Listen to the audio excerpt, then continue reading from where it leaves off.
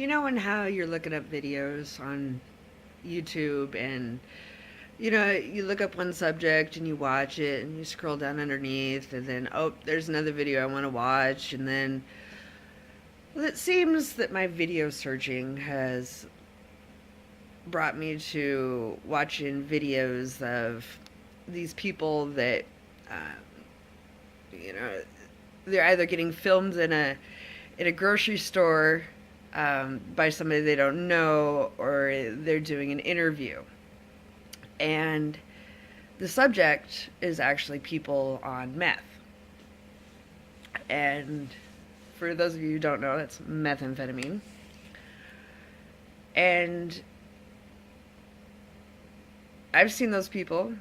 Um, they are they're strange to say the least. What kind of weirds me out is that a lot of them, they either started using when they were young, or it gets blamed on, especially those that intravenously use the drug instead of smoke it, or that they use it consistently for a long period of time. Now, where my issue is with some of those videos is, to be honest with you, I am 35 years old. I am a mother of two. I've gotten 2 college degrees. I am in a long-term relationship. Um, but I've been an active meth user since I was 17 years old. Um, for the longest time, I was very much against it. My friends did it. I would go to a house. People would try to find me a bowl of marijuana to smoke while they got high. Um, First time I did it was at a party. It wasn't that big of a deal. Um, I started using it more when I was 18. Um, and then I got pregnant when I was 18. And I stopped using while I was pregnant. I never used while I was pregnant. I never used while I was breastfeeding. Um, and in fact, while I still had my children, um, it's not, I didn't lose them because of meth. I was actually sober when I lost my kids. I, I was an undiagnosed person of postpartum depression. And I had just shut down. I stopped taking care of myself. After my children were taken, I actually got into crack cocaine. And that led to actions that led to me going to prison. And I did my time in prison. And I actually did very well while I was in prison. That's where I got one of my first college degrees. I worked all the time. When I went into prison, I was very, very overweight. When I got out, I was skinny, I was healthy. It was great. However, the shock of being in prison and getting out, and I didn't go back into society very well. And one of the things that I'm great at doing is self-medicating. The thing is my favorite way to self-medicate has always been, since I was 16 years old, marijuana. Um, it's bad for me because of the fact that I'm not super motivated as it is, and you combine that with marijuana. Well, there's a reason why I call it Indicouch instead of indica. However, at the time, marijuana was not yet legal in Washington, and I ended up doing a violation of 40 days because I tested positive for marijuana. And actually, I ended up going in twice for testing positive for marijuana. However, about 4 months after releasing from prison is when I started my meth use. And I was quite consistently becoming a, almost a daily user, if not every other day user after that. And not once did I ever test positive for methamphetamine. Not ever once did I get a violation for methamphetamine. Right around that time, my mother started becoming a heavy user, and my mother was a best friend of mine. And so that is how we bonded. My husband and I started using it and exploring aspects of our relationship through it. He started performing poorly at work, falling asleep because we'd be up for so long.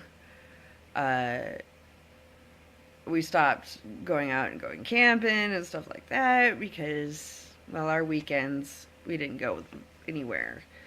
My relationship with my father started to falter, and it's because my father has custody of my son. My son is autistic, and whether I ever got into drugs or not, I've always been I'm a great mom, but I'm a bad structural parent. And so the best choice for my children, especially one that has special needs, was to stay with my dad. But I am very close with my son. And again, all of this was established before I had an active addiction to any drug. And after my second violation for marijuana, again, nothing else, that time I was kicked out of college. And that was a joint effort between my probation officer and the dean of admissions. I was going to culinary school, my dream. And that experience, as it was, I was having a hard time dealing with trying to better myself when I'm a felon, but better myself when the only social person I really had in my life was my husband. And right around that time, we were having problems and had actually separated.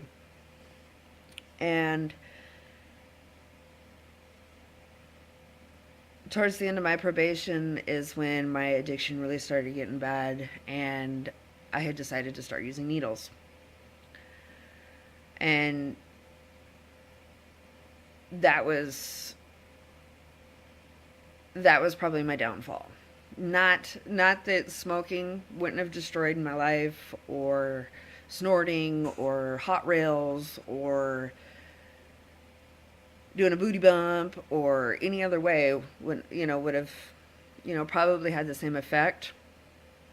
However, it compounds the addiction. I can't get the desired effect of high unless I feel the pain of the needle first. Now, only by the grace of God that I've been doing this for 9 years, and I still test negative for any kind of hepatitis or any other bloodborne diseases. Many of my friends are positive. I've had relationships with 3 men throughout the years that were positive for Hep C, and it scares me to see the mental decay that have affected my friends, that have affected my mother. My mother is nowhere near the person that raised me. Nowhere near. She has what I call a dope rot, and it's basically it fries your brain. And she's gone through cancer treatment, and they did a CAT scan on her brain, and normally brain material in between the nerves is clear is when it shows up on the scan, but chemical exposure, whether it's a job or your environment or your drug use, will actually begin to cook your brain material, kind of like how it does an egg white, and it starts to turn milky colored. And once it starts turning milky colored, you're actually in the beginning stages of Alzheimer's. And that's what it did to my mother. And over the years, 14 years now, um, I've seen it happen to a lot of people. And you can look all over YouTube and you can see videos of what I call the squackadactyl. And it's the ones that are all over the place, paranoid, auditory hallucinations, visual hallucinations. Do I hallucinate? Visually. And it's usually combining with lack of sleep. Somehow I have never lost being coherent enough to know what a hallucination is and what it's not. I actually see them as still fun, but I see many of my friends that show extreme signs of being, schizophrenic, and they're not. But it's the way that the drug affects them. I've seen it take some of the sweetest people, and it just sucks their soul out. And what I mean by that is that same person will steal from you. That same person will cause problems because they get jealous, because they get ideas in their head that you're trying to do something to them. And I can see why the meth epidemic is a problem. And my father, who works at a hospital and actually works where they take care of abscesses and stuff, which happen a lot when you inject drugs, especially heroin. He deals with them a lot. And 90% of addicts are assholes, are selfish, are self-centered, and have absolutely no respect of anybody of any kind of authority, even if it's just your nurse.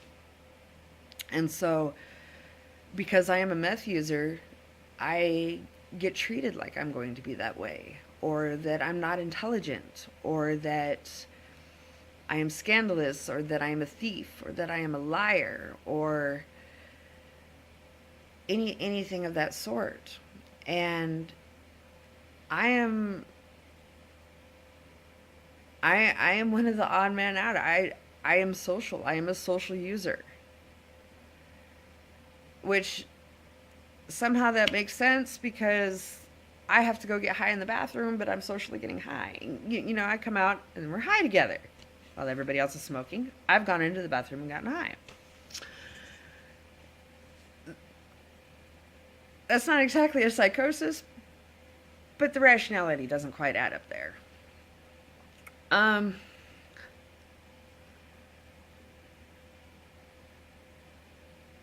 I don't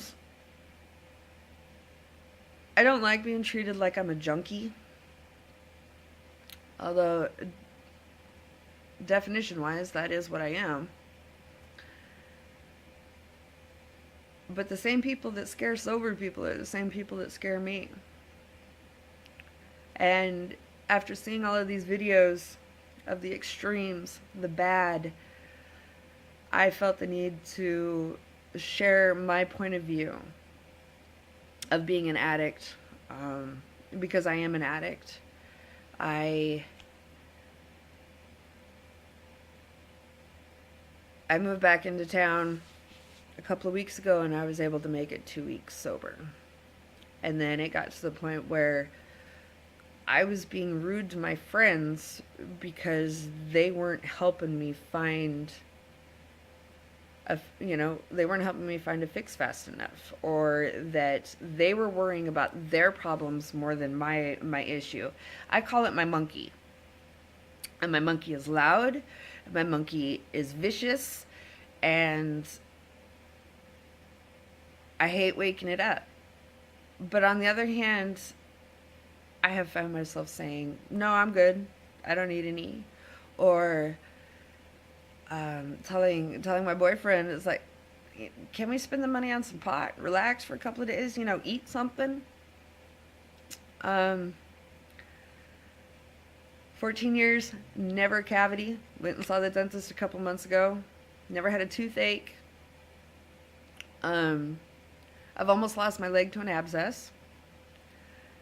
Somehow I rode my bike to the hospital, got my abscess removed, my leg stuffed full of gauze, and I rode my bike home. But if that abscess would have been that much closer to my bone, I would have lost my leg.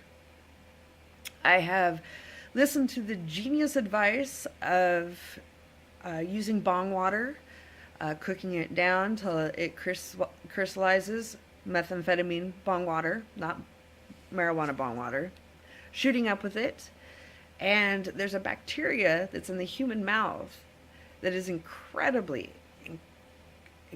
toxic to the human body. It's made to start dissolving proteins. And so if you inject that into your body, it was all bad. I mean, I almost died. I was in the ICU. They were talking about blood transfusions. I had a 24-hour nurse sitting next to me because they were scared. And what did I do? I got out, and 2 days later, I was shooting up again. For 10 years of my use, I never brought it home to my dad because I know that shit comes out of your pores. And you hug your kid, you're getting your kid high. So I was a great mom. I didn't bring it home. I'd disappear for 4 months, but I didn't bring it home. And somehow I was so high that I forgot it was Sunday, so my son was home. I knew my dad was at work. And I was afraid that my son was going to come out of his room and see me there, so I convinced myself it was okay to tie his bedroom door shut. And then I was stuck in my room looking for clothes for 2 hours, and during that time, my friend that I just met the night before went through my dad's house, stole my stepmother's rifle, stole a check of my dad's, hid it in the vehicle, and said, okay, Eva, let's go. Finally got me out of the room. And we left. And that was the first time I ever felt indifference from my dad. He's been mad. He's yelled. But indifference is painful. Why do I still use when obviously I still have my faculties about me? Because until they can find a drug that doesn't numb me out, but can still lift me up and still get rid of my social anxiety like meth does, I don't see myself ever stopping. But the people that act like the way they scare you, they let themselves go.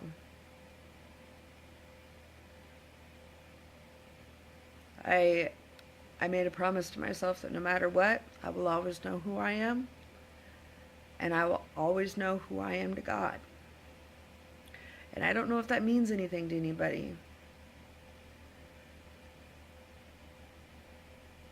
but I'm one of the few ones out there that still knows what love is. I still know what empathy is, and I still know what self-worth is. So don't judge us all. But don't think you can all be like me if you start using. Don't ever, ever use. Thanks for watching.